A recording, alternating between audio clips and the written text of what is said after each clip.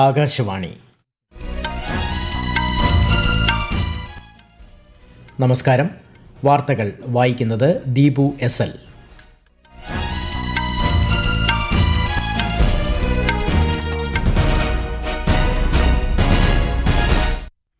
പ്രധാന വാർത്തകൾ. ഉപരാഷ്ട്രപതി CP രാധാകൃഷ്ണന്റെ 2 ദിവസത്തെ ആൻഡമാൻ നിക്കോബാർ ദ്വീപ് സന്ദർശനത്തിന് ഇന്ന് തുടക്കം. യുവജനങ്ങൾ വെല്ലുവിളികളെ അവസരങ്ങളാക്കി മാറ്റണമെന്ന് പ്രധാനമന്ത്രി നരേന്ദ്രമോദി. IIT ഡൽഹിയുടെ ബിരുദദാന ചടങ്ങിനെ പ്രധാനമന്ത്രി അഭിസംബോധന ചെയ്തു. രാജ്യത്തെ വിദ്യാഭ്യാസ രംഗം ശക്തിപ്പെടുത്തുന്നത് ലക്ഷ്യമിട്ട് ഫലപ്രദമായ നടപടികൾ ഉറപ്പാക്കാൻ സർക്കാർ പ്രതിജ്ഞാബദ്ധമെന്ന് കേന്ദ്ര വിദ്യാഭ്യാസ മന്ത്രി പ്രഹ്ലാദ് ജോഷി. ജാർഖണ്ഡിൽ പരീക്ഷാ ക്രമക്കേടുകൾ ആരോപിച്ച് പ്രതിഷേധിക്കുന്നവരുമായി ചർച്ച നടത്തി സംസ്ഥാന സർക്കാർ. കേരളത്തിൽ ഇന്ന് വ്യാപക മഴയ്ക്ക് സാധ്യത. 7 ജില്ലകളിൽ ഇന്ന് ഓറഞ്ച് ജാഗ്രത. കേരളം, കർണാടക, ലക്ഷദ്വീപ് തീരങ്ങളിൽ ഇന്ന് മത്സ്യബന്ധനത്തിന് വിലക്ക്. ലോക അത്ലറ്റിക്സ് അണ്ടർ 20 ചാമ്പ്യൻഷിപ്പിൽ പുരുഷ ജാവലിൻ ത്രോയിൽ ഇന്ത്യയുടെ ആശിഷ് യാദവിന് വെള്ളി. വാർത്തകൾ വിശദമായി. ഉപരാഷ്ട്രപതി CP രാധാകൃഷ്ണന്റെ 2 ദിവസത്തെ ആൻഡമാൻ നിക്കോബാർ ദ്വീപ് സന്ദർശനത്തിന് ഇന്ന് തുടക്കം. സെല്ലുലാർ ജയിലിലെ ദേശീയ സ്മാരകത്തിൽ രക്തസാക്ഷികൾക്ക് അദ്ദേഹം ഇന്ന് ശ്രദ്ധാഞ്ജലി അർപ്പിക്കും. നാളെ ശ്രീ വിജയപുരത്തിലെ ഫ്ളാഗ് പോയിന്റിൽ ഹർ ഘർ തിരങ്ക പ്രചാരണ പരിപാടിയിലും ഉപരാഷ്ട്രപതി പങ്കെടുക്കും. തുടർന്ന് നേതാജി സുഭാഷ് ചന്ദ്രബോസ് ദ്വീപും സന്ദർശിക്കും. വെല്ലുവിളികൾക്ക് പുതിയ പരിഹാരങ്ങൾ കണ്ടെത്താൻ ധൈര്യം കാണിക്കുന്നവർക്ക് ആ വെല്ലുവിളികൾ മികച്ച അവസരങ്ങളായി മാറുമെന്ന് പ്രധാനമന്ത്രി നരേന്ദ്രമോദി. IIT ഡൽഹിയുടെ 57ാമത് ബിരുദദാന ചടങ്ങിനെ അഭിസംബോധന ചെയ്യുകയായിരുന്നു അദ്ദേഹം. പഠിക്കാനുള്ള ആഗ്രഹത്തെയും അന്വേഷണ തൃഷ്ണയെയും നിരന്തരം നിലനിർത്തണമെന്നും പ്രധാനമന്ത്രി പറഞ്ഞു. ഇന്ന് ഇന്ത്യ എല്ലാ മേഖലയിലും സ്വയം പര്യാപ്തത കൈവരിക്കാനുള്ള തീവ്ര ശ്രമത്തിലാണ്. രാജ്യത്ത് യുവജനങ്ങൾക്കായി പുതിയ മേഖലകൾ ഉയർന്നു വരികയാണെന്നും പ്രധാനമന്ത്രി വ്യക്തമാക്കി. साथियों, जब जब बदलाव का दौर आता है तब तब चुनौतियां भी आती है और नए अवसर भी पैदा होते. दुनिया बदलेगी, टेक्नोलॉजी भी बदलेगी, इंडस्ट्रीज बदलेगी, प्रोफेशंस भी बदलेंगे, लेकिन इन सब के बीच मेरी बात याद रखिएगा, जो सीखेगा वो जीतेगा. जो नए चैलेंजेस के नए सॉल्यूशंस खोजने का साहस रखेगा, चैलेंजेस उसके लिए चांसेस बन जाएंगे. और आपने यही तो IIT दिल्ली से सीखा है. കേന്ദ്ര ആഭ്യന്തരമന്ത്രി അമിത്ഷാ ദേശീയ അർബൻ സഹകരണ സാമ്പത്തിക വികസന കോർപ്പറേഷൻ ലിമിറ്റഡിന്റെ പുതിയ ഓഫീസ് മുംബൈയിൽ ഉദ്ഘാടനം ചെയ്യും. അർബൻ സഹകരണ ബാങ്ക് ഫെഡറേഷനുകളുടെയും ജില്ലാ അസോസിയേഷനുകളുടെയും പ്രതിനിധികളുമായി അദ്ദേഹം സംവദിക്കും.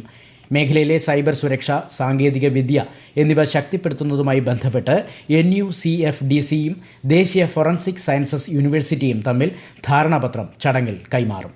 ഇന്ത്യയുടെ വിദ്യാഭ്യാസ ആവാസ വ്യവസ്ഥയെ ശക്തിപ്പെടുത്തുന്നത് ലക്ഷ്യമിട്ട് സമയബന്ധിതവും ഫലപ്രദവുമായ പരിപാടികൾ ഉറപ്പാക്കാൻ സർക്കാർ പ്രതിജ്ഞാബദ്ധമാണെന്ന് കേന്ദ്ര വിദ്യാഭ്യാസ മന്ത്രി പ്രഹ്ലാദ് ജോഷി.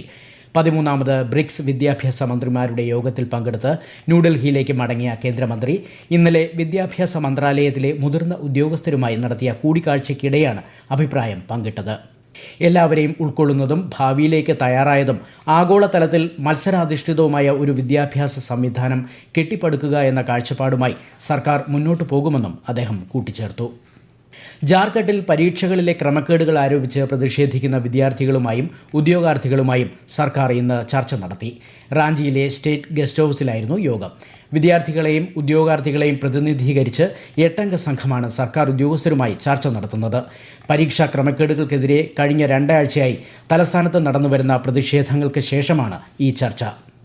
വിദേശ സംഭാവന നിയന്ത്രണ ഭേദഗതി ബില്ലിനെതിരെ വിവിധ രാജ്യങ്ങൾ ഉന്നയിച്ച എതിർപ്പുകൾ തള്ളി ഇന്ത്യ. നിയമനിർമ്മാണ കാര്യങ്ങൾ രാജ്യത്തിന്റെ ആഭ്യന്തര കാര്യങ്ങളാണെന്നും അതിൽ പാർലമെന്റാണ് തീരുമാനങ്ങൾ എടുക്കുന്നതെന്നും വിദേശകാര്യ വക്താവ് രൺധീർ ജയ്സ്വാൾ വ്യക്തമാക്കി. അമേരിക്ക ഉൾപ്പെടെയുള്ള നിരവധി രാജ്യങ്ങൾ വിദേശ ഫണ്ടിന്റെ ഒഴുക്ക് നിയന്ത്രിക്കുന്നുണ്ടെന്നും അദ്ദേഹം ന്യൂഡൽഹിയിൽ പറഞ്ഞു. ഭോപ്പാലിൽ നടക്കുന്ന ബ്രിക്സ് സാംസ്കാരിക ഉച്ചകോടിയിൽ പങ്കെടുക്കുന്ന വിദേശ പ്രതിനിധികൾ പൈതൃക പ്രദേശങ്ങളായ ഗോഹർ മഹൽ, ഇക്ബാൽ മൈതാനം, മോത്തി മസ്ജിദ് എന്നിവ സന്ദർശിച്ചു. ഭോപ്പാലിലെ വന്യജീവികളെയും സമ്പന്നമായ ജൈവ വൈവിധ്യതയും പ്രതിനിധികൾ അടുത്തറിഞ്ഞു. മധ്യപ്രദേശിന്റെ പ്രകൃതി, സാംസ്കാരിക പൈതൃകം ലോകത്തിന് മുന്നിൽ പ്രദർശിപ്പിക്കേണ്ടതിന്റെ ആവശ്യകത വിദേശ പ്രതിനിധികൾ എടുത്തുകാട്ടി. നൊബേൽ സമ്മാന ജേതാവും ദേശീയഗാന രചയിതാവുമായ രവീന്ദ്രനാഥ് ടാഗോറിന്റെ 85-ാം ചരമവാർഷിക ദിനത്തിൽ രാജ്യം ഇന്ന് അദ്ദേഹത്തെ അനുസ്മരിക്കുന്നു. ഗുരുദേവ് എന്ന ജനപ്രിയനായി അറിയപ്പെടുന്ന ടാഗോർ 1941 ഓഗസ്റ്റ് 7-നാണ് അന്തരിച്ചത്. ഈ അവസരത്തിൽ പശ്ചിമ ബംഗാളിലും രാജ്യത്തിന്റെ മറ്റു ഭാഗങ്ങളിലും അനുസ്മരണ പരിപാടികൾ സംഘടിപ്പിച്ചിട്ടുണ്ട്. ഈ വാർത്തകൾ ആകാശവാണിയിൽ നിന്ന്. ആകാശവാണി വാർത്തകളും വാർത്താ അധിഷ്ഠിത പരിപാടികളും all India radio news Thiruvananthapuram YouTube ചാനലിലും @all India radio news Thiruvananthapuram Facebook പേജിലും AIR ന്യൂസ് _ ഇൻസ്റ്റഗ്രാം അക്കൌണ്ടിലും @AIR ന്യൂസ് _ X ഹാൻഡിലും ലഭ്യമാണ്. കേരളത്തിൽ ഓണം പ്രമാണിച്ച് റെയിൽവേ പ്രഖ്യാപിച്ച പ്രത്യേക ട്രെയിൻ സർവീസുകളുടെ എണ്ണം 112 ഉയർന്നു. തമിഴ്നാട്, കർണാടക, ആന്ധ്രാപ്രദേശ്, തെലങ്കാന എന്നീ സംസ്ഥാനങ്ങളിൽ നിന്നാണ് പ്രധാനമായും സർവീസുകൾ ക്രമീകരിച്ചിരിക്കുന്നത്. രാജ്യത്തിന്റെ കിഴക്കൻ മേഖലകളിലേക്കും ഓണം സ്പെഷ്യൽ സർവീസുകൾ ലഭ്യമാണ്. ഓഗസ്റ്റ് 14 മുതൽ സെപ്റ്റംബർ 6 വരെ 112 പ്രത്യേക ട്രെയിൻ സർവീസുകളാണ് റെയിൽവേ ഇതുവരെ പ്രഖ്യാപിച്ചിട്ടുള്ളത്. കേരളത്തിൽ ഇന്ന് വ്യാപക മഴയ്ക്ക് സാധ്യത. പത്തനംതിട്ട, ആലപ്പുഴ, കോട്ടയം, കോഴിക്കോട്, വയനാട്, കണ്ണൂർ, കാസർഗോഡ് ജില്ലകളിൽ ഇന്ന് ഓറഞ്ച് ജാഗ്രതയും മറ്റെല്ലാ ജില്ലകളിലും മഞ്ഞ ജാഗ്രതയും പ്രഖ്യാപിച്ചു.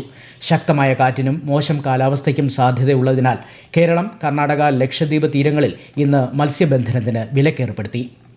കണ്ണൂർ മട്ടന്നൂരിനടുത്ത് കാരായിൽ കനാൽ തകർന്ന് നിരവധി വീടുകളിൽ വെള്ളം കയറി. കുടുംബാംഗങ്ങളെ മാറ്റിപ്പാർപ്പിച്ചു.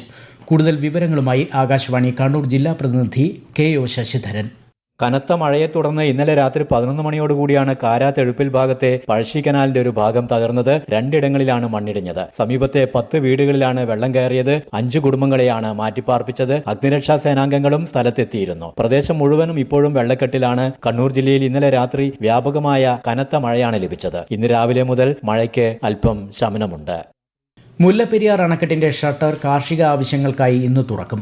തമിഴ്നാട്ടിലെ കമ്പം താഴ്വരയിലെ കൃഷിയിടങ്ങളിലേക്ക് വെള്ളം എത്തിക്കാനാണ് ഷട്ടർ തുറക്കുന്നത്.